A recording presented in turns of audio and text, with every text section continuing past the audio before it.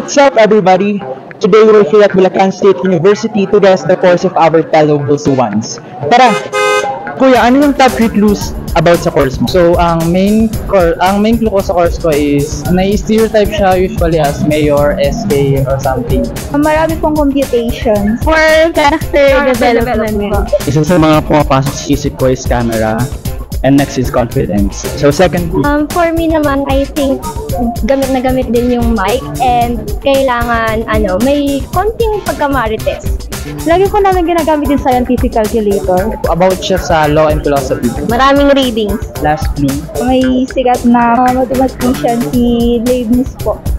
Oh my God, may mathematician. Pinag-aaral namin yung pagiging well-being ng isang tao. Laptop.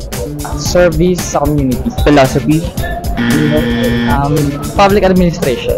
Feeling ko, it's Bachelor of Science in Accountancy. Hindi po. Mali mo rin.